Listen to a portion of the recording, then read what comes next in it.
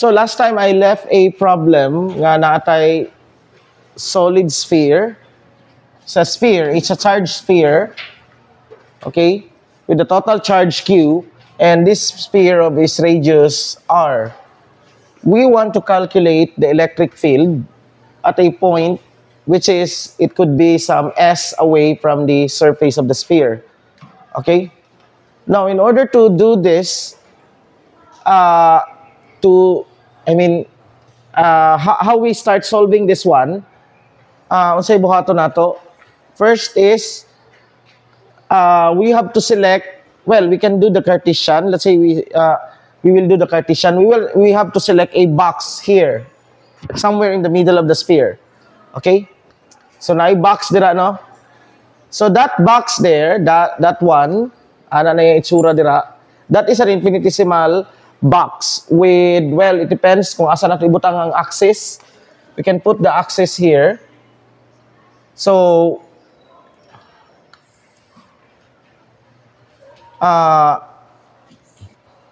this could be X, Y, and Z. So, meaning this would be dx, dy, and dz, right? We can do this one. And then, the charge of this will have a charge dq. Okay? Charge dq, which is equal to, what is dq? So, again, we have this relationship dq over the volume of that, okay, is equal to the charge density, sigma. Which is, assuming that this is a total charge Q, Q, okay? So, this is just Q over the total volume. What is the volume of the sphere? What's the volume of the sphere? 4/3 pi r cube, right? So, let's just write the volume. But this volume is not constant. Let's just, nababatay dV din, no? And from here, instead of this one, we can write this as rho, the charge density. So that means that dq would be equal to rho dv. But what is dv? That is rho dx, dy, and dz. Okay? Now, if we're going to do this, our dE, mura gyapon ng of course, we take this as our r. And this is our r prime. What is our r prime?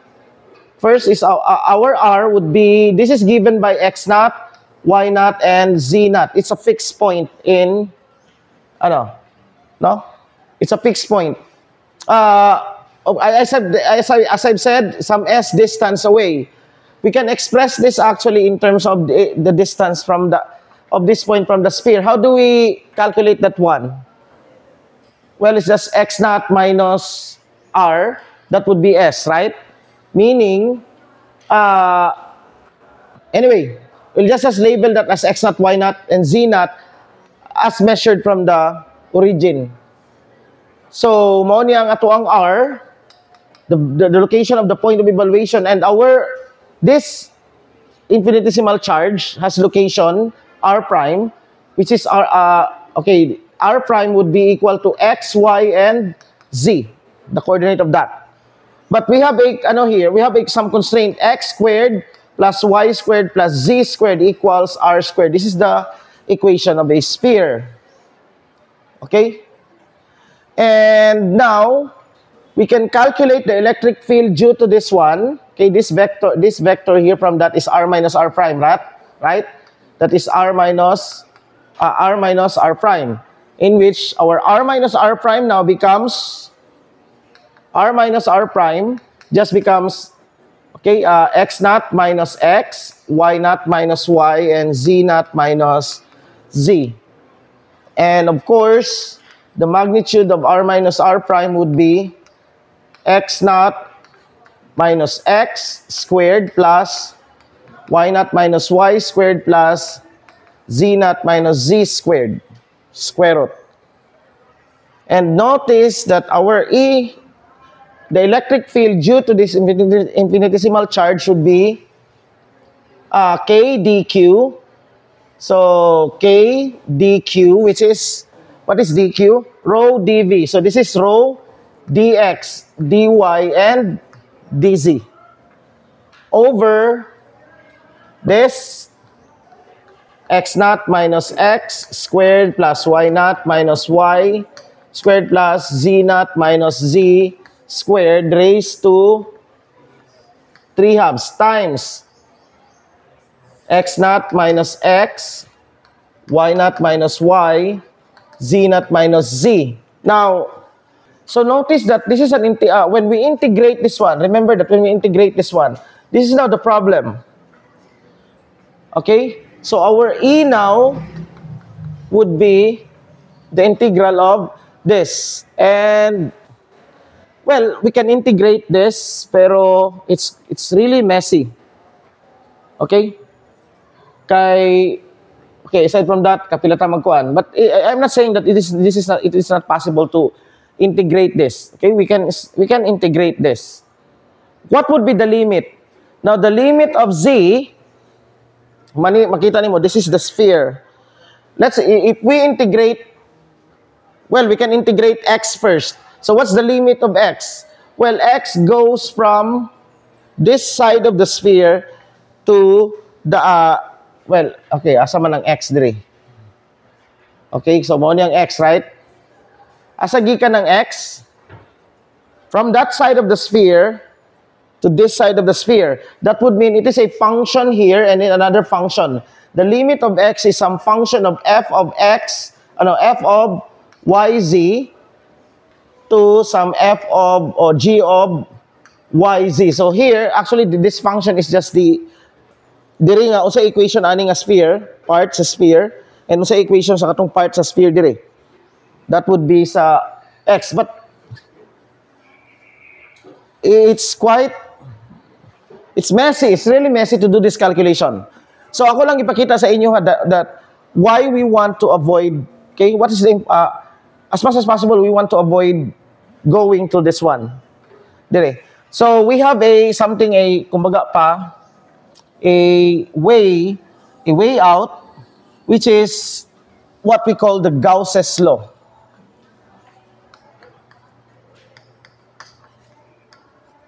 Okay?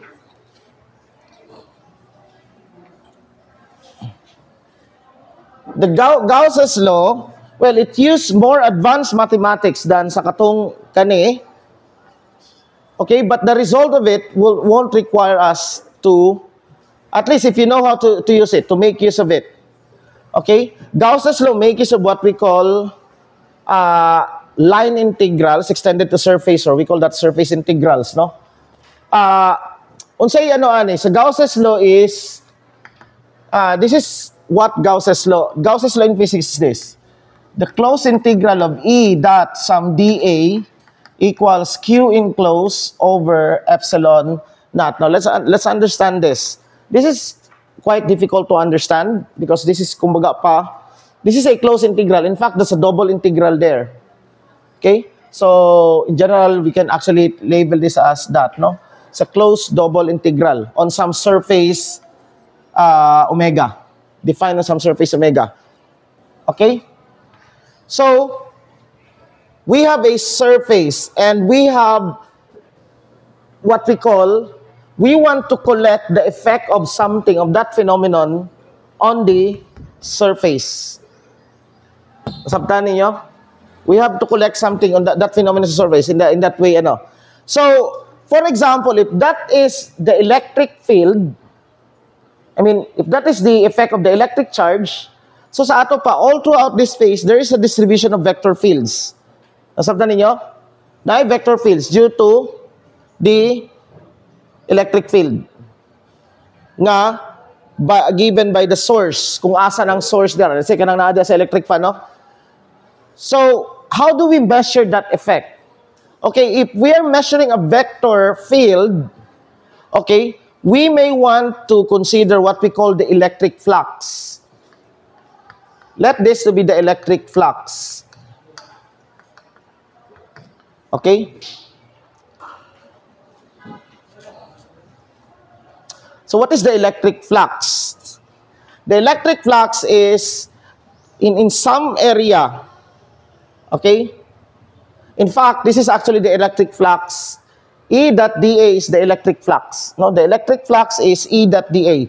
This is the integral of E, the double integral of E dot dA, but we don't require it to be a closed surface. For example, this board here is not a closed surface. Sabtan? This board is not a closed surface. What is a closed surface? Well, something, the sphere, ang surface of the sphere, like a hollow sphere is a closed surface, right? Nasa'y kuan ba? Nasa'y, kumbaga pa, what is it? I am a closed surface. Yours is a closed surface, right? The board is not a closed surface. It's an open surface. But there is also what we call a closed curve. A closed curve forms a surface. Na ano na niya? A closed curve a curve is this. Like, this is a closed curve. This is a curve. If you close the curve, it forms an area, right? It forms a surface.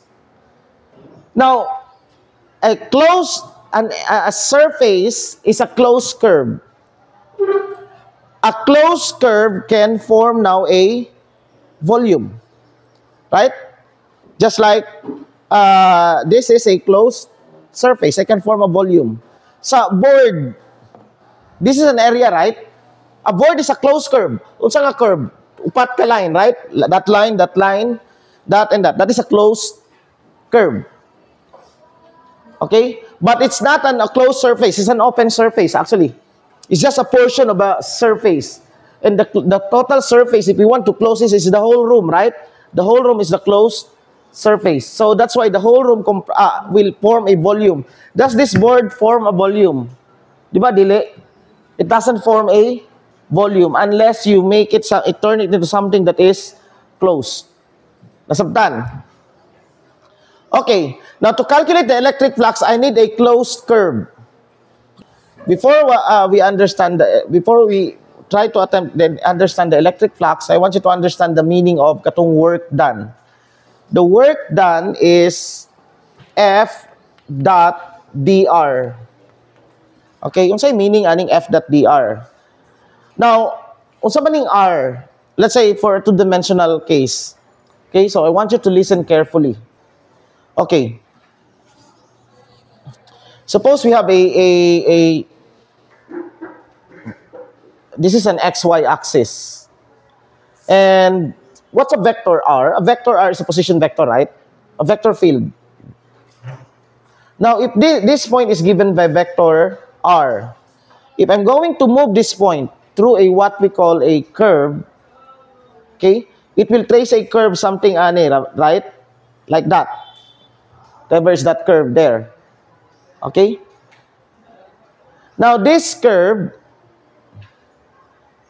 I can actually have R pointing to every point on the curve. Okay? I can have an R pointing to every point on the curve.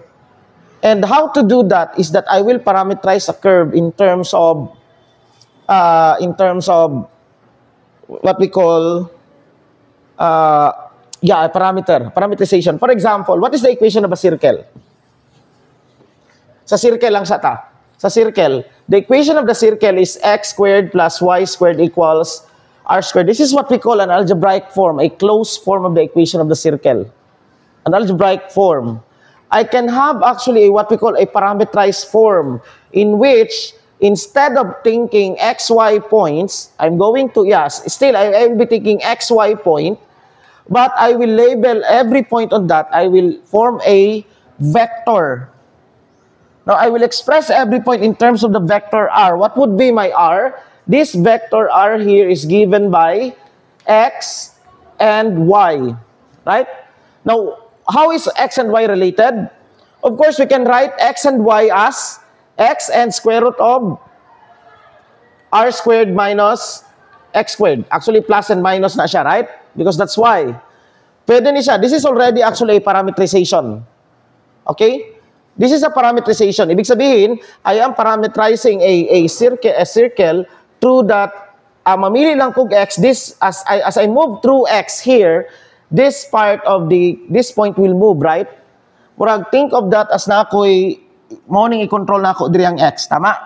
So as I move x here on this mumove po ang point, tama? Like when I move when I point this x, naa diri siya, asa naa siya dira, either plus or minus, right? This is already what we call a parametrization. But I don't want that kind of parametrization. It's quite uninteresting. What I want is I really want to traverse this. Because this parametrization is that I'm traversing not through the circle, I'm traversing through the x-axis. Right? Dili ko because I'm only controlling the x. I want to traverse through the circle. And how would I do that? Well, I will use this as, let's call this as theta. Okay? I will parameterize the circle in terms of theta. So meaning, what would now be my x? X now would be equal to r cosine of theta, and y would be r of sine theta, so tan. So what is now my r? Or instead of theta, I'll just call this t. Okay? So my r now would be, and this is not just ordinary r, this is r of t. My r now, instead of sa originally akong r, my position vector is r is a function of x, y, and z. But now, my r is only determined by one parameter. That would be t. Sabtan? Okay? In this case, pag walay z, so xy lang, no? So this would mean that what is my r of t? This is just x of t. I'll use t now dire.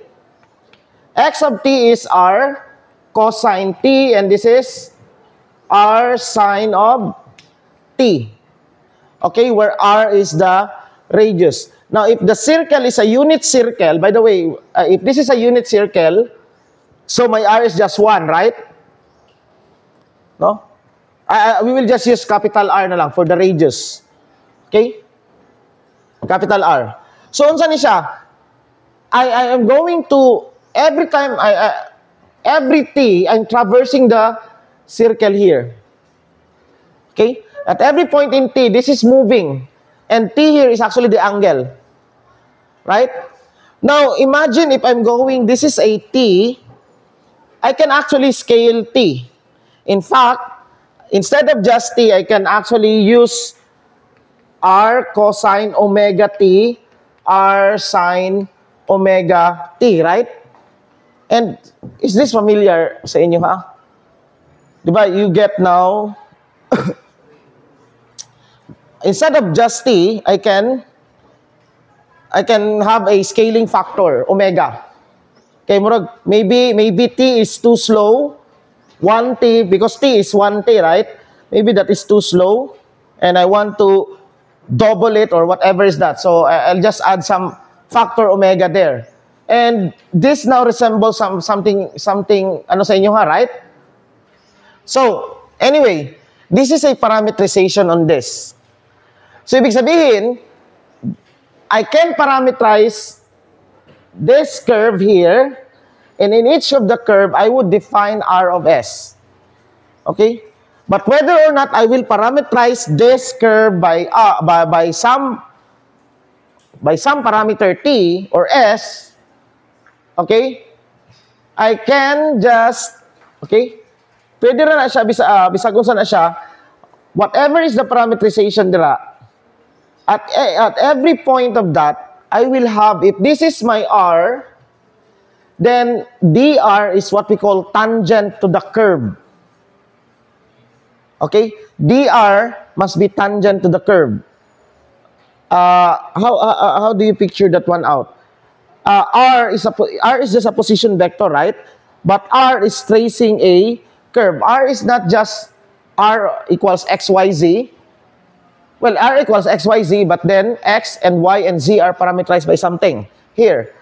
So, meaning, R is tracing, R now are the points to the point on the curve. Nasabtan ninyo? The R here points to the point on the curve. This curve has an equation. Has an algebraic equation. Like this one here. This is the algebraic equation. This is what we call a parameterized equation now. This is an algebraic equation, and this is also a parameterized equation. This is a function. A curve is a function, right? a function f of x. Okay, now, the thing here is that at each point in the curve, so akong i-blow up siya, no? At each point in the curve, let's say this is the curve. At this point in the curve, suppose that this is my r of some, this is r of some t naught. Okay? If I'm going to take dr and evaluate dr of t naught, this would be my vector tangent to the curve at that point. Ibig sabihin, this would be my dr of t naught. Okay? That is why the direction of velocity, remember what is velocity? Velocity is just dr over dt, right? You're just dividing a constant. And if you're dividing a constant, are you changing the direction of the vector? Wala, di ba? You're not changing. That's why the direction of the velocity is along the tangent to the curve, right? If you have a particle that travels through the curve, at each point in the curve, the velocity is tangent to it, right? Okay? The position vector is not tangent to the curve. It tells you the position of that from a certain reference point or coordinate system. So that would be dr over dt. Now, nganong natay f dot dr? F again is another vector field, right? So nakay vector field dr. At every point nakay ginatawag nga dr, right? At every point nakay mga dr da. Sabtan niyo? At every point here you have your dr, right? And dr are the tangent vectors to the curve. This is a vector field. Okay, this one is a vector field. This is how it looks like. Tangent to the curve. And for example, for this, mo niyang r dito, mo niyang r, no? R is also a vector field here. Okay. Now, F is another vector field. F could be this vector field here. Right? Now, at each point on this curve, at each point on the curve, F will have a value, right? Sabtan ninyo? At each point on the curve, okay? If that is meaning F of whatever this R is, F of R now are the value of this vector field F at this curve. So, ibig sabihin, okay. For example, throughout this curve, at this point here, F is going that way. At this point here, F is going this way. Masabtan ninyo? At this point here, F is going that way. At that point, F is going there. Kani padulong dito, kana padulong dito, kana padulong dito. F is changing. Of course, F is also defined anywhere else. Okay, it could be bounded or it may be unbounded. But F is defined anywhere. Okay? We are just interested those part of F which are the value of F. If ano man na siya? Suppose that F is a wind vector. A wind vector. And if this is the road, I'm not interested on the wind anywhere. But I'll be interested in the wind sa katong maagian nako, right? Sa katong road. I want to know the wind the wind direction there. Tama? Sa kada nga point. Okay? For example, at this point here, the wind is going there. Asa ang velocity padulong dito, right? And at each point now, I can actually suppose that ang wind vector field and my velocity vector field is affected, that my velocity is affected by the wind. And see that at every point in this curve, at every point in that curve, suppose this is, okay, again, that is F there, and the tangent vector field is kani, right? That's the tangent. This is the dr in this case. And at this point, that is F of R. This is given by a parameterized vector field R. Okay, that is F of R. Now, at each point, I want to take F.dr. Unsay meaning ana? I'm projecting the force. I'm projecting F, not any vector field. I'm projecting the vector field to the direction of dr. Diba that's what dot product means? A dot B, what is A dot B? A dot B is you have A and you have B. A dot B is the projection of A onto B. Okay? In fact, it's this. Somehow, you will get this times B because this is A cosine theta, right? This length here is A, this is theta here. This is A cosine theta, tama?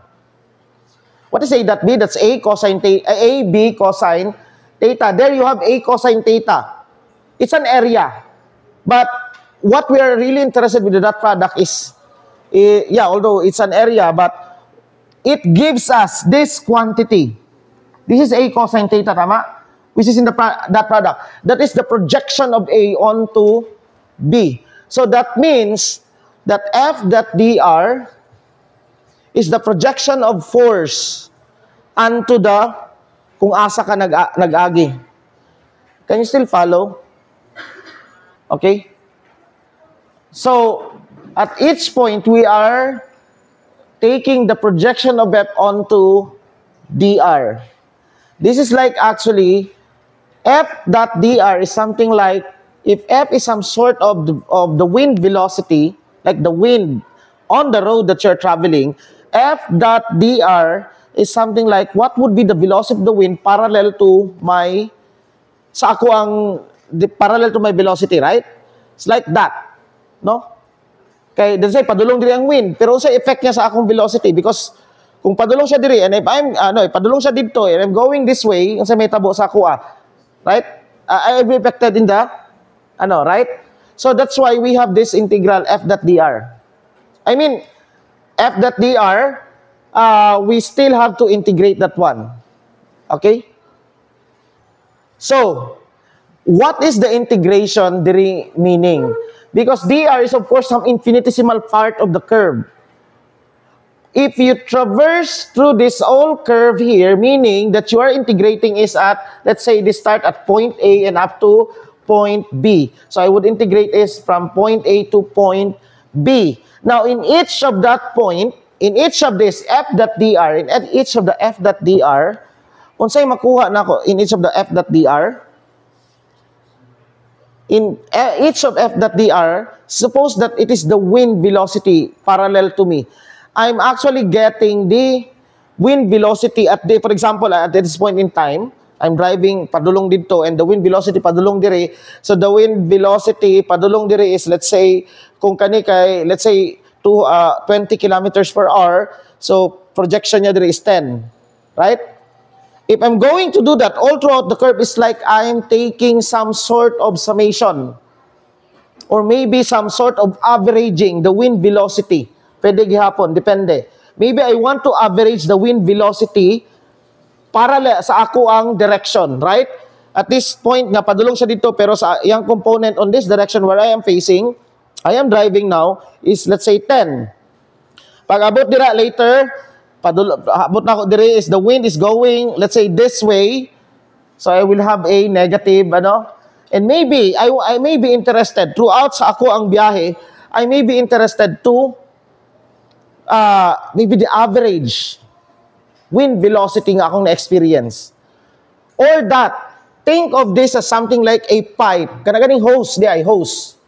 Now, think of that as a hose. Nakuha mo ng hose, kita mo ng hose, no? Okay. Now, of course, naakay flow of water. Naakay flow of water. The flow of water is given by F. F dot dr, you can think of that as the amount of water nga nisulod sa hose. It's like this. This is part of the hose, di ba? Okay? How do you pronounce this? Hose. Hose. Lain pog hose. Hose. Hose? Okay. If this is the hose, and this is the water outside. Let's say ang water musulod sa hose. Bisag hose, Ang water Imagine that hose as something like a hypothetical something nga ani, and then the water is actually just water is flowing. Like at this point, there ang water. At this point, water is flowing that way, right? The amount of water nga musulod sa hose is katong component sa water velocity nga naa dire. Right? Tama? Okay? And so I need now to dot this direction with the direction of the hose, right? So think of this as the amount of water. The amount of water, if that vector field is the flow of water, then the line integral in that hose is the amount of water in that hose at that certain time. Sabtan ninyo? Okay, or another thing, if we again go back to the to work, F dot dr actually is the amount of energy. The amount of energy in that certain differential dr. This is dr. The length of that is dr. And this is F. That's the amount of energy that either you will spend or added to you. Either remove sa imuha or added to you, depending on the sign. If you're going this way and the force is going that way, so the energy is, you are something like source of gaining energy. No? Because the force is pushing you towards ani. You don't need to spend that energy because, kumbaga pa, it's the force that would push you there. If the force is going this way, you're countering it. So, the amount of energy stored through that hose by the force, because you have the force, and the force times distance is actually energy. So, F dot dr now is a unit of energy. Nasabtan. Okay? This is just the line integral. Okay? I started with the line integral. Okay, by the way, this is the line integral. Okay, a line integral. It's a line integral. Okay? Any integration on a curve and collecting something there on that curve is called a line integral. Okay? Now, what is a surface integral? Well, if you understand the line integral, it's not so hard to understand surface integral. If on a line integral, you are actually collecting some quantity of the vector field F through the curve described by R, which has tangent vector fields given by dr, sa ato pa, sa surface integral is the same as that. Only by this time, you don't have a curve, but you have a surface. Now actually, if I'm going to have a closed curve, pwede na siya. Pag closed curve na siya,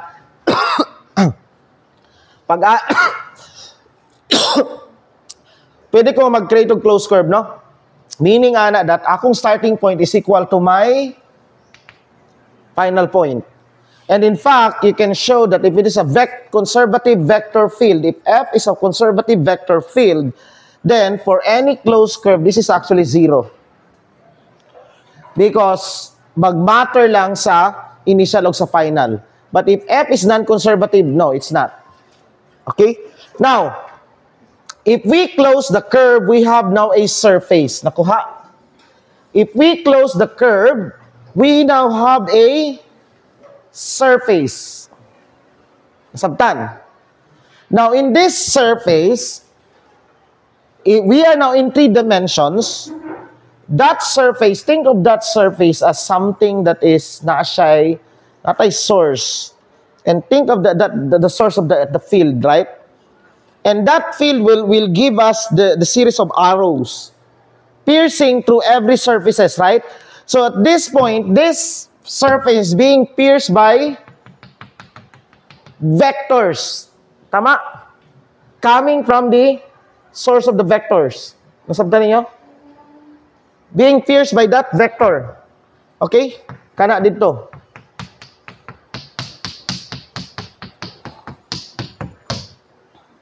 And maybe at this point, it's going dito. at that point is going this way, not all oriented, no?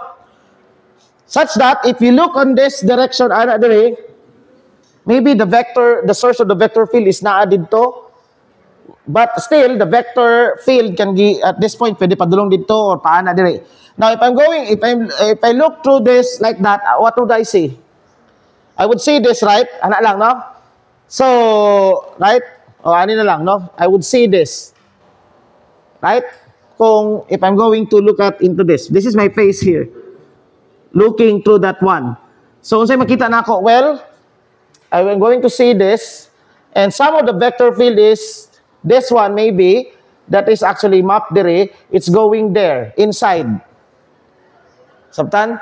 Kanisha, this one here, which is this, is maybe it's going there. And this one there, maybe it's going there. Sabtan? I'm looking at through this one. So this is the point of how the vector field pierces that surface. Okay. Now that surface might not even be flat. It can be a curve, right? That surface in general can be a curve. So pwede maikabo nga ang surface nako is ani, right? Something like it's curving, no? It could be a part of whatever that is curving. So kanisha diri, no? And this one is here. So maybe this vector field, the map, this one is going, going there, and this one is going there, and that one is going here, but this one is going dito. Sabtan? These are the values, these are the points of the vector field. This vector field now, let this vector field given by E. These vector fields are given by E. And E is what? E is a function of position vector. Now, if we're going to evaluate R on the surface, we would get the electric field at this point in the surface. I mean, at this part of the surface. Nasabtan niyo? Okay? So, giana na to, pagitanaw na to, ana ha? Okay? Now, this is not a closed surface. This is a closed curve, so it now defines a surface. But okay, before we require it to be a closed surface, we must need what to make use of this. Why do we want to see these vector fields here? Why do we want to see the vector fields here? Maybe we want to count the number of rays that actually pierces through the surface. Now, the number of rays that pierces through the surface. You can count the number of, if these vector fields are arrows. So, nitawagan ng arrows. No? You want to collect how many arrows that pierces. But of course, in order to, you must also take note of the direction asa sa padulong when it hit the surface, right? Because arrows that would hit the surface directly would be much more dangerous, right? Than arrows that hit the surface in an angle, right? Now, how do we make... Okay, let's have that analogy, no? Nakay arrows, like, let's say, pagpalagay nato nakay force field. And that force field can actually stop, maybe it can stop some arrow. It depende sa force nga depende sa iyahang kasulo, sa iyang kapaspason at it hits the wall. Right? So imagine you have a force field and you are bombarded by what we call arrow. And let's say, okay, that force field, it's a surface. That's a capacity. Like, what it does is that pwede niya, now if we, let's say, naipadulong nga arrow diri, you want to know if that arrow can penetrate the force field, no?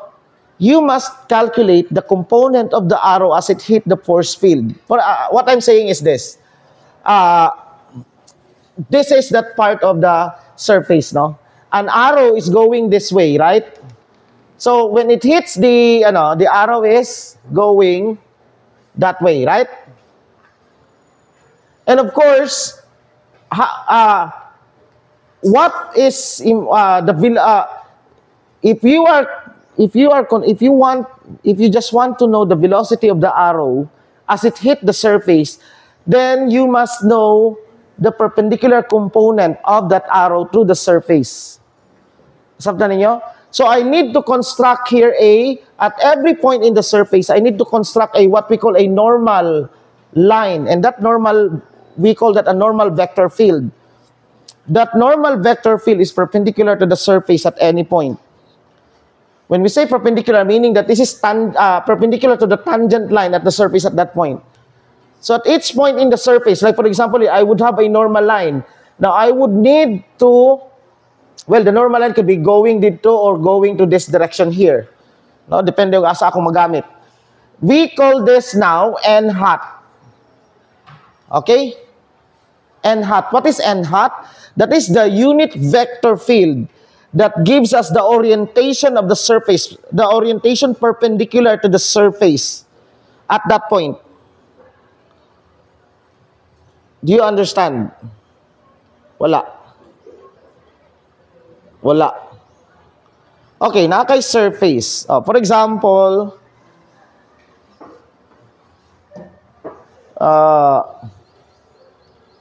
abi rin yung bag, ano daw, Rebe? Ano? Kada. Dala, para makita sa ato ang subscribers. Okay, Jan Sport ni. Okay, sige. Okay, ana, dira. Okay, sige, ana, say hi sa atong subscriber. Naka-guess ka, niya na kay appearance, no? Okay, this is part of the surface, right? Like, halos box manggod siya, no? Let's have some curvy. Curvy siya dire, right? Kani. But if you are a very very small being, then you wouldn't know that it's curving. It's like we don't know that the Earth is curving, right? So at this one, it will, kumbaga pa, abinimog flat lang siya na state. Asang perpendicular part of that, like this point here, di ba? It's that. Sample at this point here, so kana siya, right? Kani siya here, right? At this point, it's going this way. At this point, it's going this way. At here, it's going, kada point sa na siya ginatawag na perpendicular point sa surface. Nasabtan ninyo? Na siya ana, no? At this one here. Okay? Now, this vector field is given by n hat. I want it to be a unit vector field. Now, okay, thank you. We can get actually n hat by if we know the equation of dr, but of course it will require some more advanced mathematics, so we will not do that one here. What I just tell you is that there is that n hat. Sabtan. There is that n hat that gives us the direction of the normal line. What is the normal line? It is directed perpendicular to the surface at that point. For example, at this point in the board, asa directed ang normal line? Well, it is going not there, dili, right? Or padulong dito. Depende og asa nimo ikuan ang face sa surface, right? Right? It's perpendicular to this one or perpendicular padulong dito. Okay. Now, so nasabtan ni siya. Okay, gamay. Masabtan niyo na pag-abot sa exam. Okay? Okay. Now, here, unlike ganiha nga akong kuanon, since if these are arrows, I want to find now the amount of arrows, that projection of arrows with the normal of the surface. That would mean that I will need to get the projection of E to the perpendicular line to the surface. So I would need E dot n hat, tama? I would need this. This is a projection of E onto this normal line. This is normal vector field. So, asa ang E there? Where is my n hat? So, kani, right? That's my n hat there. And this is my E. The component of E here is that. So, when I take this, I am actually what? I am taking the perpendicular component of each of the arrow. Like, if that is now the velocity or the impact or whatever is that force that as it hits this surface here, makuha na ako ang katong direct dire. That perpendicular component, just like pressure, right? Pressure is if these are forces, then F here, perpendicular is I would get now the necessary force to calculate for pressure, but not actually pressure. Now, if I'm going to multiply this by dA, the area of that very small amount, like this one, dire, na dA there, right? I would now get E dot N hat dA. Sabtan. E dot N hat. So, what is E dot N hat dA? Okay? If I'm, okay, this is actually, okay, again, if I'm going to sum this for all, okay, this is no longer summation. If I'm going to integrate this for all this part of the surface, I am actually summing up all the projection, the perpendicular projection of this vector field as it hit. Like, right? Kumbaga pa, if you have that force field, and that force field is sensitive to the arrow that it will hit it, but only on the perpendicular component of the arrow nga nag-hit, no? Sa velocity, sa perpendicular component sa velocity. If I want to know the total amount of, unsa ba, iyahang nadawat nga force tungod sa katong mga arrow nga niigo, okay, that's actually what I'm doing here. I'm integrating at all part of the ano. So, that is now, I'm counting all the arrows that pierces through the surface. And this is what we call the electric flux. Okay? So, naabot. Dugay pa kita naabot. Ay, diya.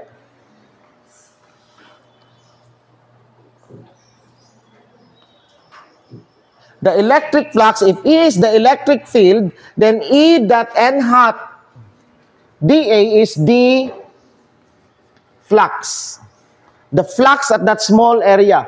If you integrate that through this surface, we call that surface sigma, okay?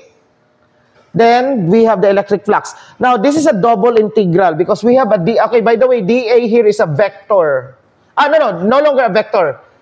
dA is a vector N hat times, because an area is not a vector, di ba? We can actually construct an area vector. An area vector is actually kung asa nag-aatubang ang surface, that's using the normal line through the surface.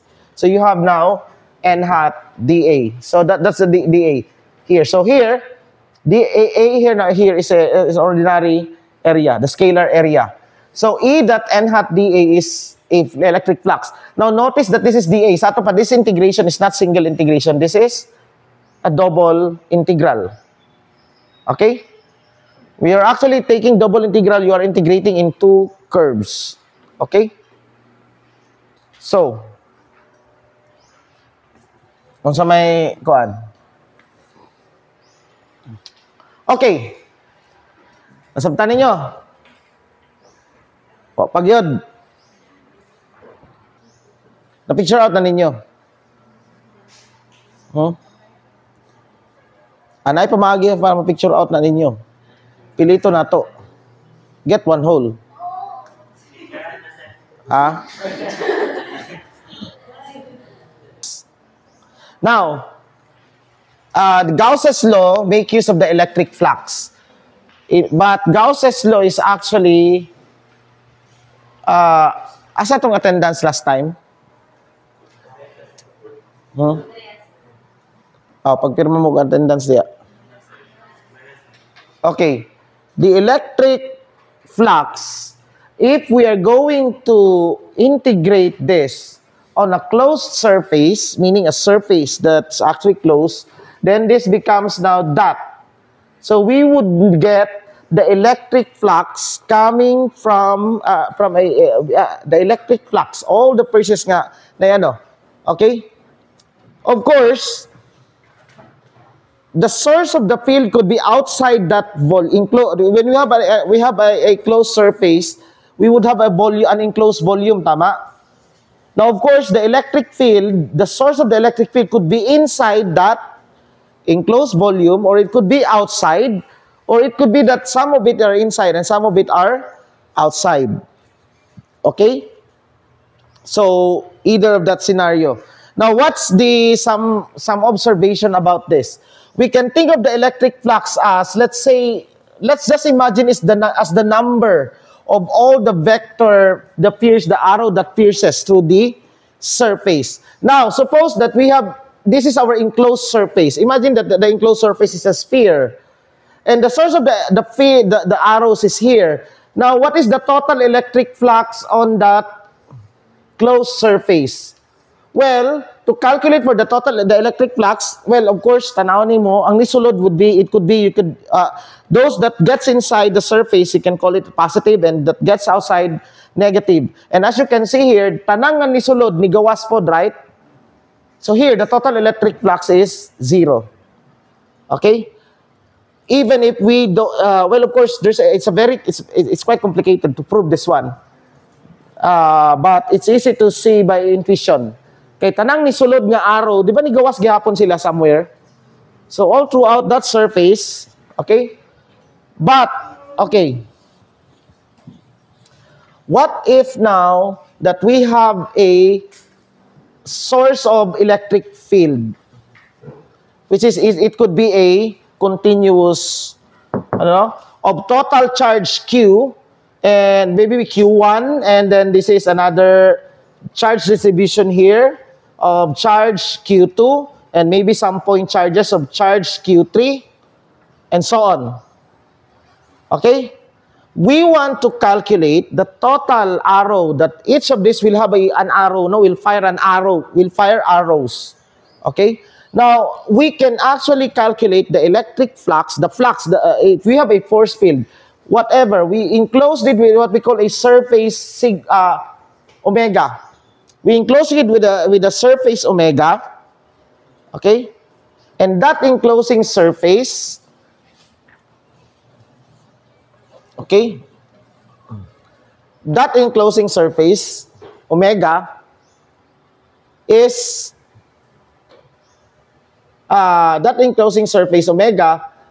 is, kumbaga pa, we want to count all the arrows that pierced it. Okay? If we want to calculate that arrows that pierce it, so what would we do? Okay, diri na mauna ni ang Gauss's law karon. Okay, this is what Gauss derived. Okay?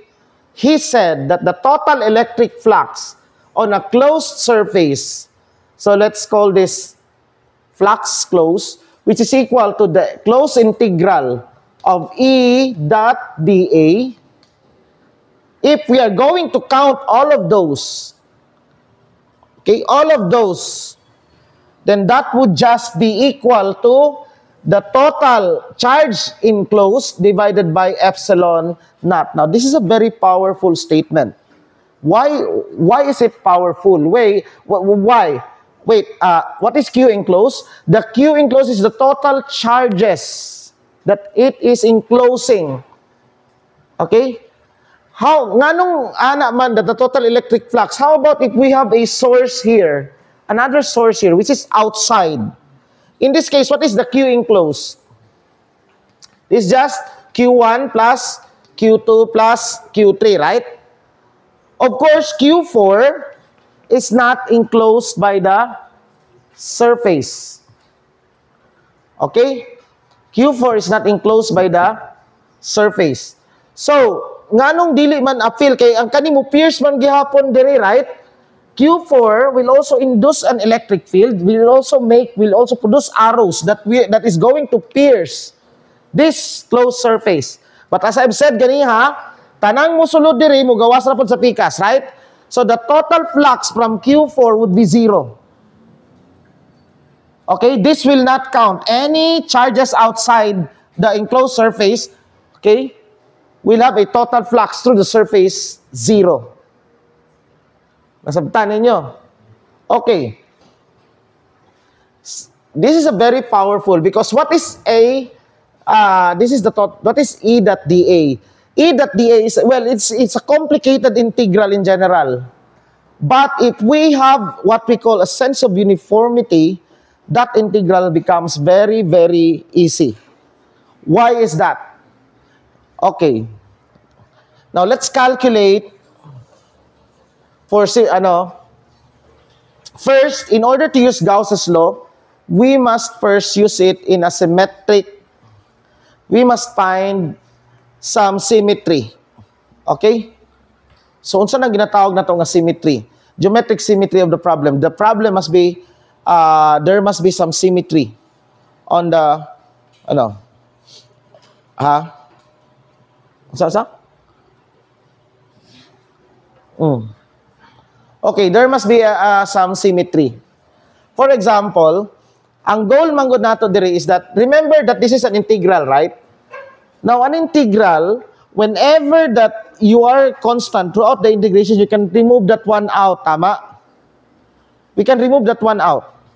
If we have a constant, like for example, di ba tanang constant sa integration, you can take that one out of the integral. Right? Tama? So, atong goal is, we may want to take E out of the integral. We may want to take E out of the integral. When can we take E? Out of the integral. Why do you think? When can you take E out of the integral?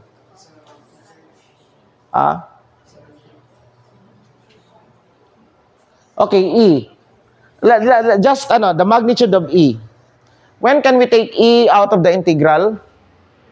Well, you can take E out of the integral because we are evaluating E at the surface, right? The electric field at the surface, right? Ibig sabihin, okay, not only we are also taking the magnitude of the electric field at the surface. Now, if the magnitude of the electric field throughout the surface is uniform, take note of that.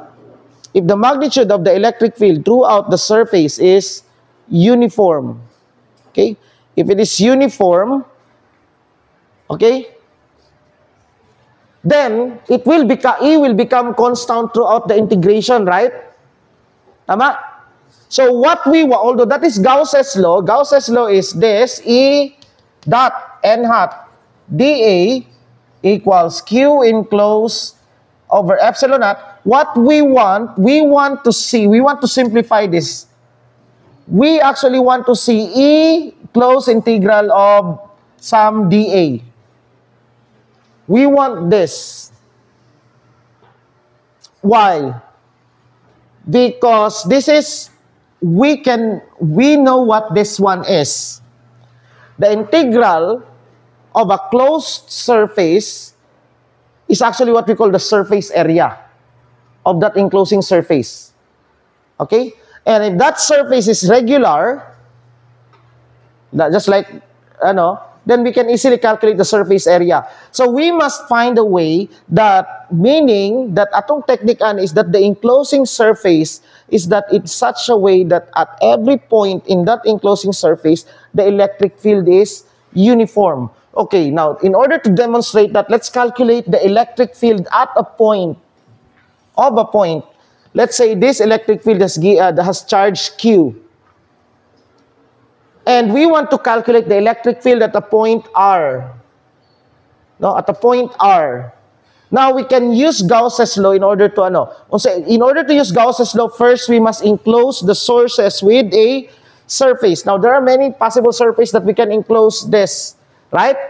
Pwede nga cylindrical surface. But of course, as you integrate, for example, at this surface here, as you integrate, the electric field here is certainly different by the electric field from here. And the electric field here is actually much stronger, tama? Kesa dire. So it's not uniform as you integrate through the surface.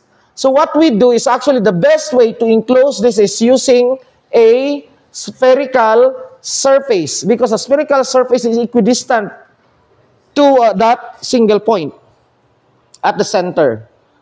Okay? So, we now use Gauss's law. E dot, what is E dot? Okay? The integral of E dot dA now just becomes E times the integral of dA. No, dot. Na dot there, no? Okay? Anyway. of the sphere.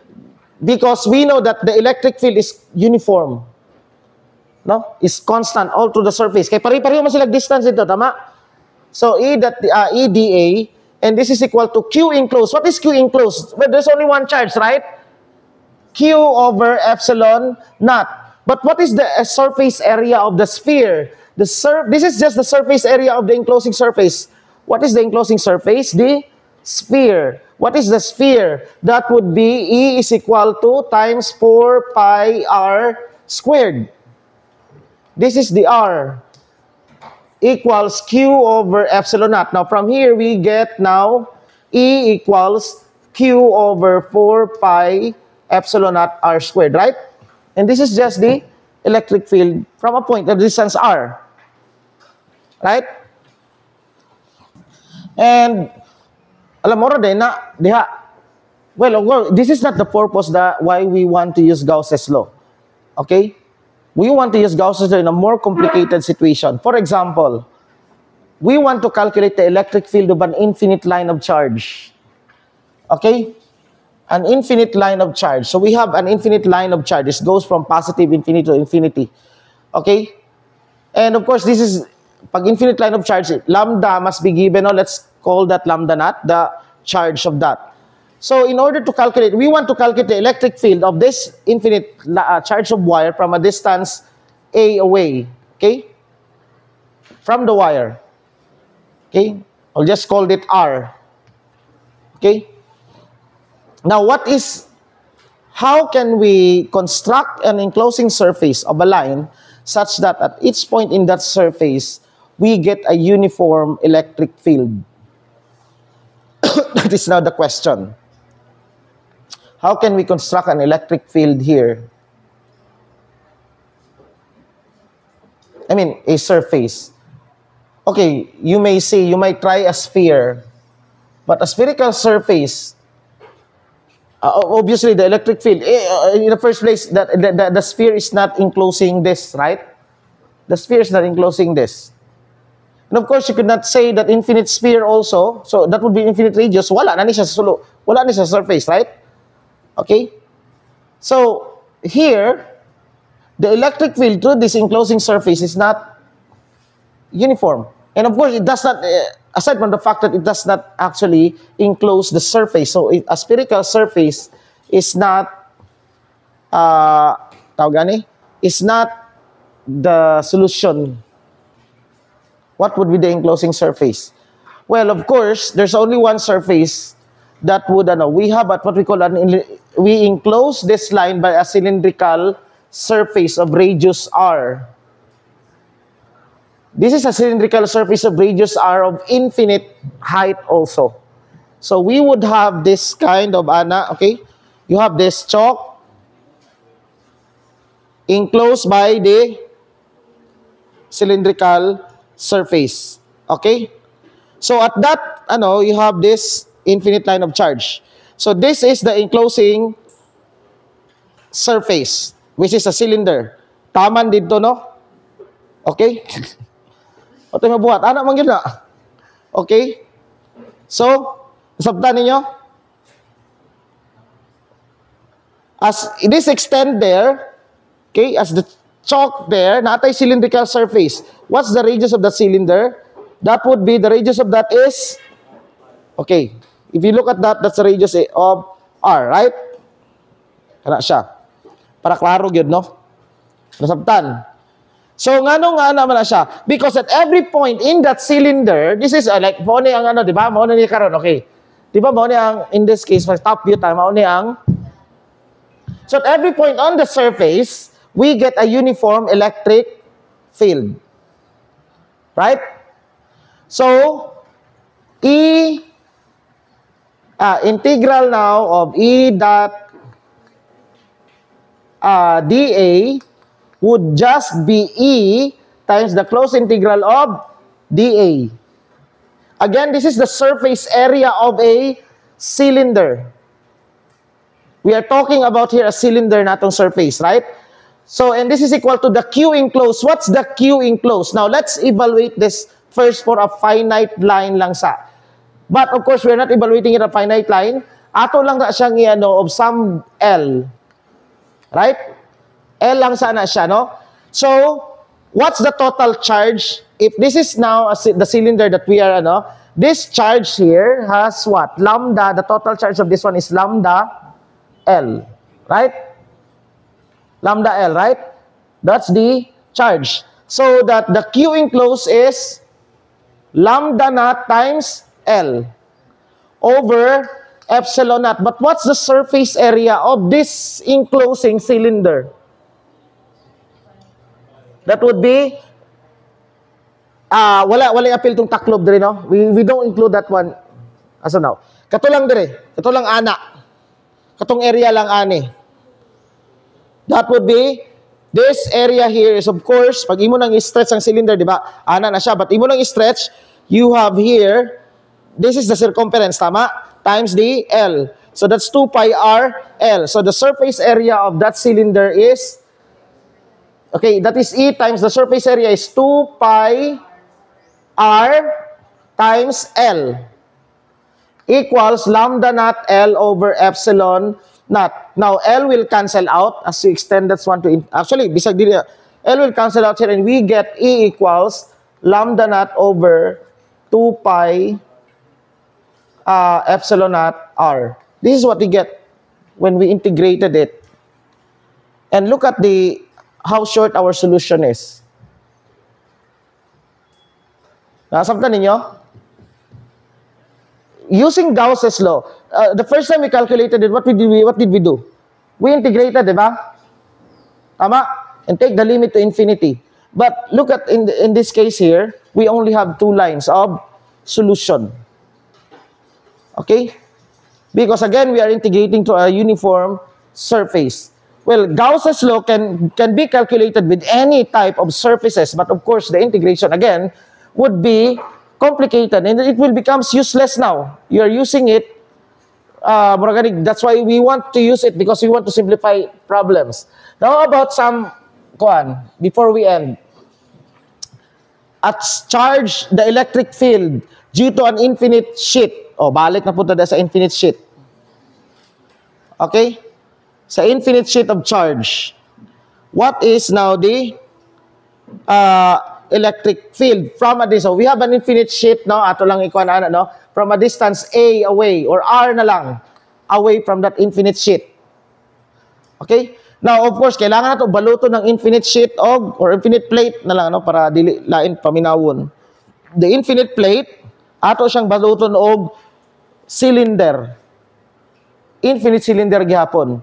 Why? Well, if this is the infinite sheet, if this is part of the infinite sheet, okay? Plate di ay. I can actually get some cylinder there, right? Nako ilingin dira. No, okay, this is the infinite. This is part of the infinite sheet. I can form a cylinder here. Mao na dira, and then naa diri ang ano, like nakay murag, imagine a can of tuna diha, no? Mingaw kog tuna. Can of tuna. Like nagdagko from Jansan, right? So, a can of ana, like you have a cylinder, right? Napod sa pikas. So, looking at this, murag nakay ani, no? Nakay ana dira, right? And napod dito sa pikas, right? Tama? Kuha na yung drawing? Sabtan maka. Okay. So, this is okay? Radius R. And this one, okay, diri man i-calculate, right? So we have to extend a cylinder ana of height, pila ni siya? R, right? R, this is R. So R po na dito sa pikas. Tama? Okay. So what now would be okay, asa ang area nato? Ang area nato is the electric field coming from this one here is paana dito, right? Pag ato ning padakon, as ato ni siyang pagamyon, the electric field at this top kaning taklob sa lata, dire, is uniform, right? It's approximately uniform. So long as this is very big, right? So uniform siya dire all throughout, right? So E that would now E times dA which is equal to the Q enclosed. What is Q enclosed? Well, this is the plate. The total charge of that is supposed given this as a sigma, no? Sigma charge density. So the total of this, the charge of this one is sigma A, or this is equal to sigma pi r squared, right? We are using r man atong giikuan diri, no? Distance r. So let's just this to be some radius, capital R, no? R. So pi r squared. So this is just equal to the total charge is sigma, given lang sigma lang ani ha sa plate. Nagkuha na tag small part sa plate. But large enough such that at the top, at the surface, mo niyang surface there is some separated by some height. Here we have this, the height, the length of this chalk is actually mo ni siya, where we want to evaluate the electric field at this point if the source of that is kaning board. Asabtan ninyo? So ang atong can has this is like our can, right? So na siya covered dire. Ang surface, this one here, nagyapoy part of the surface dire. But since the electric field is going through that, E dot, okay, notice that, okay, asa padulong at this point here. At this point, asa padulong ang, okay, diya patanaw. At that point, asa padulong electric field dito, right? Atong N hat, since kaning dire, for example, at this point here, electric field is going there. Atong N hat is going here. Your N hat is that. Notice that your N hat, because E dot N hat dot dA, right? Remember that this is E dot N hat dA. N hat is going perpendicular from E. So all the electric field diri sa iyahang kaning diri will be 0. Kay E dot N hat, if the two vectors are perpendicular, what is that product? 0, right? Okay? 0. So, 0 ni siyang dire. We only need now to worry of the kaning dire. Pero dire, igogit siya asang N hat dire. Like, imagine the cover of this kwan dire, no? Circular cover of the can. Asang N hat? Well, dito, right? Tanan? Asang E? Dito po. So, ang E dot N hat is uniform, right? Tama? E dot N hat is always the same. That's what we want to get. E dot, I would like to emphasize that now. E dot N hat must be uniform at the surface so that we will now have the integral dA. This is actually what we want. E dot N hat must be the same. So what is E dot N hat? Okay, ano na siya? So uniform na siya na. So imahimong EDA. Okay, sigma times pi r squared. But what is the surface area? Well, the area of that, once in 0 na itong diri, na pilon, right? Kato na lang diri. Katong mo receive. Here, the electric field, I mean, the area of this one is pi r squared, right? Pero naapat na sa likod. Right? Right? Naapat na diri. So you get a napoy electric field there, right? So all we have to do is since pareho ni siya times 2. So the total surface area is 2 times pi r squared. Right? Equals sigma pi r squared over, this is the Q enclosed, over epsilon naught, right? Q enclosed. Over epsilon naught. Pi r squared will cancel. Now see that the electric field will be sigma over 2 epsilon naught. This is what we get in when we integrated that surface. Okay?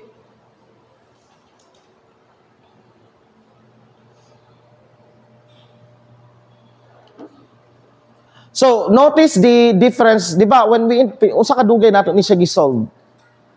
When we use the integration, we took the double integral, right? And ana, of course, ang inyong exam sa Friday, kato pang integration pag yun. Dili pa nato pilo ng Gauss's law.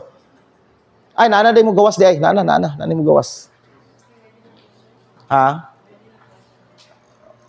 I think, naamurag naana dire. Okay. Now, before we end, sayo na kayo, dali na kayo ni, I'd like to go back to the beginning of the class. I asked, what is the electric field of a spherical, solid sphere of total charge Q? Okay? As I've said, lisod kayo, and we want to evaluate it at a distance S away. So, any S away, right? So, what would we do? Atong baluton og radius. This is a radius R, right? atong baluton og sphere, what would be the radius of the sphere? The radius of the sphere would be r plus s naught. Tama? Okay? So, our integral of E dot dA would now become E times the surface area of that sphere, which is 4 pi r squared. So, r plus s naught squared equals Q enclosed, which is given naman, right? Gihatag na ako, what is the total charge of the sphere? Q, right? So, Q over epsilon naught. So, I would now get this as E equals Q over 4 pi epsilon naught times r plus s naught squared. Or this is actually equal to Q over 4 pi epsilon naught a squared if we measure A from this point to the center of the sphere, if we use A. It's just the same as if that this is like a point charge. Walay kalahian.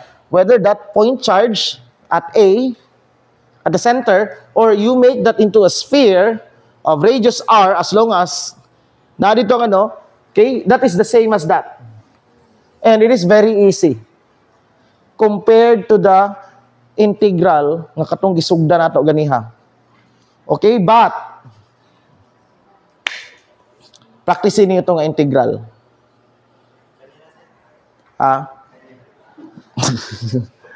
Dili pa ni. Hilaw pa kahit taan eh. Pero okay na ni. Masayon ni siya nga kuan. So, nasabtan ninyo.